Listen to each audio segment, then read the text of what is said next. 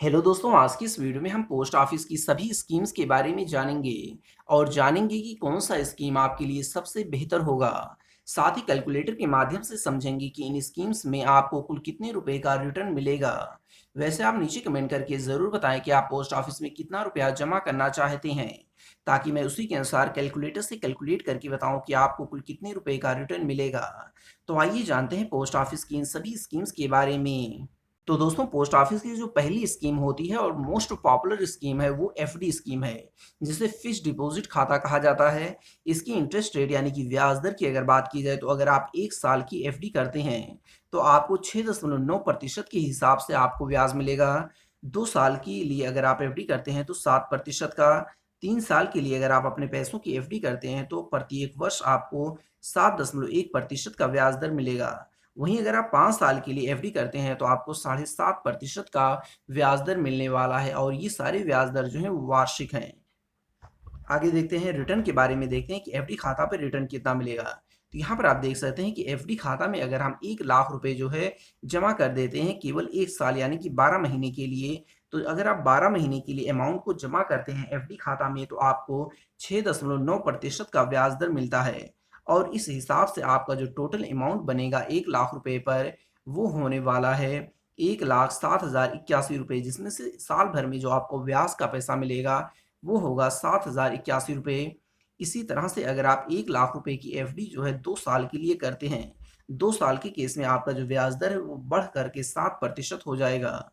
और इस हिसाब से आपको जो टोटल अमाउंट मिलेगा वो होगा 1,14,888 रुपये, जिसमें जो ब्याज का पैसा होगा वो होगा 1,88,14,888 रुपये।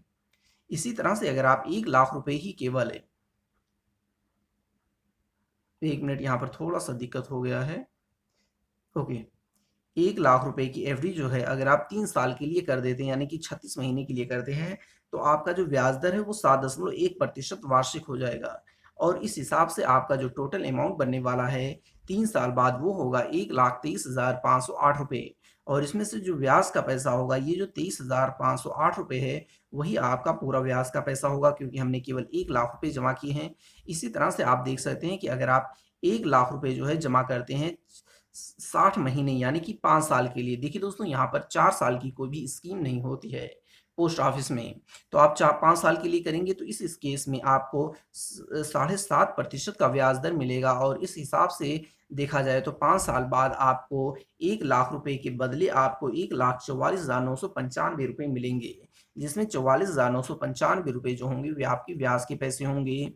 इसके बाद पोस्ट ऑफिस की जो दूसरी स्कीम आती है मोस्ट पॉपुलर, वो होती है आरडी स्कीम, यानी कि रिकरिंग डिपॉजिट स्कीम है। इस स्कीम की ब्याज दर की अगर बात की जाए तो 6.7% आपको वार्षिक ब्याज मिलने वाला है इसमें। और यहाँ पर अगर रिटर्न्स की बात की जाए तो देखिए दोस्तों, अगर आप हर महीने जो है 1,000 रुपये आरडी स्कीम में जमा करते हैं तो आपको 5 साल बाद जो है 71,369 रुपये मिलेंगे। इसी तरह से अगर आप 5,000 रुपये हर आरडी खाता में जमा करते हैं तो 5 साल बाद आपको 2,14,097 रुपये मिलेंगे।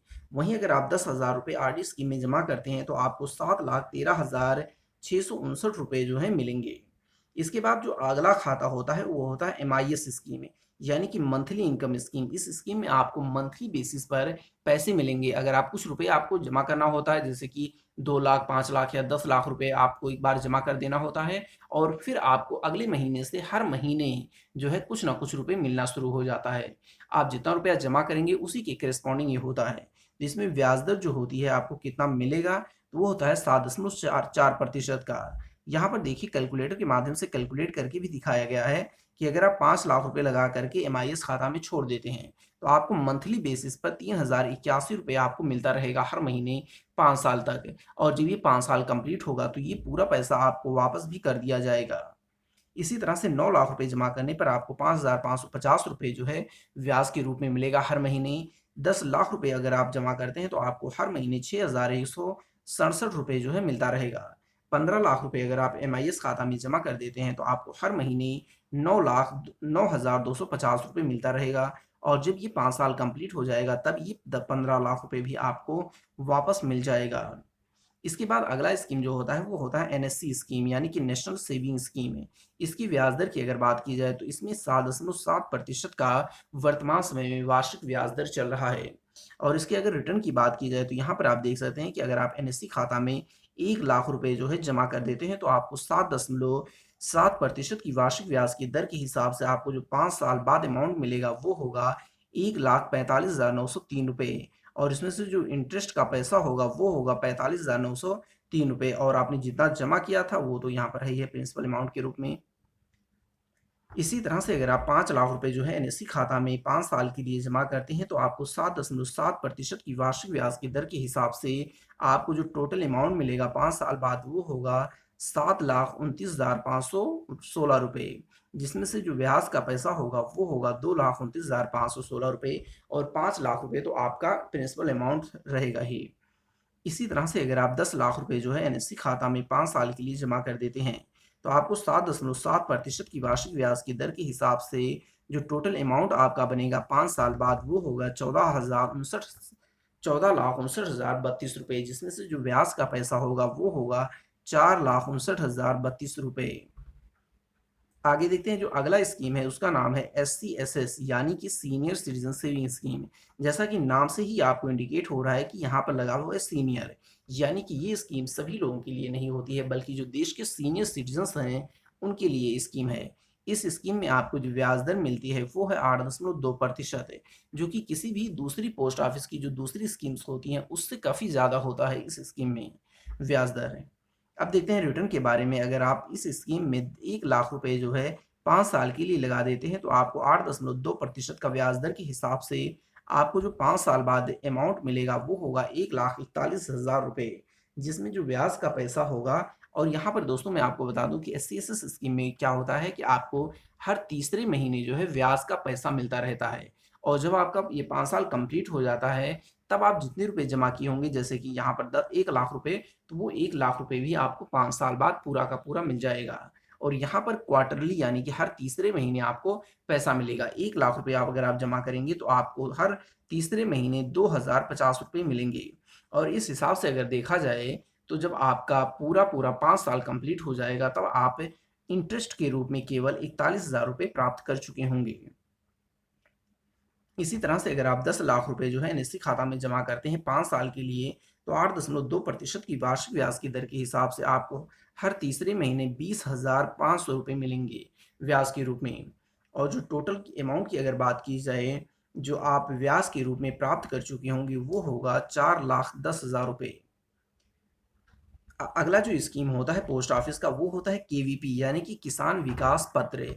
किसान विकास पत्र की अगर वर्तमान समय की में बात की जाए तो ब्याज दर की तो वर्तमान समय में 7.5% का वार्षिक ब्याज दर मिल रहा है, जो कि पोस्ट ऑफिस के 5 साल की एफडी के बराबर होता है। अब इसके रिटर्न की अगर बात की जाए तो यहाँ पर आप देख सकते हैं दोस्तों, आपको अगर आप 1 लाख रुपए एनएससी खाता में केवीपी खाता किसान विकास पत्र खाता में जमा करते हैं तब आपको ये दोस्तों मैं यहाँ पर एक चीज़ और आपको बता दूं कि केवीपी स्कीम जो होती है वो उसमें क्या होता है कि आपका पैसा डबल हो जाता है। कितने साल में? लगभग 10 साल में। यानी कि आपको इस स्कीम में पूरी अपने पैसे जितना भी आप जमा करेंगे वो 9 साल 7 महीने के लिए जमा करना होता है। यानी कि लगभग आप कह सकते हैं कि लगभग 10 साल के लिए आपको पैसे जमा करने होंगे। और जितने भी रुपए आप जमा करेंगे 10 साल बाद वो पूरा का पूरा पैसा दोगुना हो जाएगा। यानी कि अगर आप 1 लाख रुपए जमा करेंगे तो 9 साल 7 महीने बाद यही 1 लाख रुपए 7.5% की वार्षिक ब्याज की दर के हिसाब से 2 लाख रुपए में कन्वर्ट हो जाएगा। इसी तरह से दोस्तों अगर आप एनएससी खाता में 10 लाख रुपए जो जमा करते हैं तब ये जो अमाउंट है आपका 10 लाख रुपए कितने साल में? 2034 तक लगभग 10 साल में आपका दुगना यानी कि 20 लाख रुपए हो जाएगा। तो दोस्तों आप नीचे कमेंट करके ज़रूर बताइए कि आप पोस्ट ऑफिस में कितना रुपया जमा करना चाहते हैं, ताकि मैं उसी के अनुसार से कैलकुलेटर से कैलकुलेट करके बताऊं कि आपको कुल कितने रुपए का रिटर्न मिलेगा। अंत में आपसे एक छोटी सी रिक्वेस्ट है कि वीडियो को लाइक और चैनल को सब्सक्राइब कर लें। Thank you.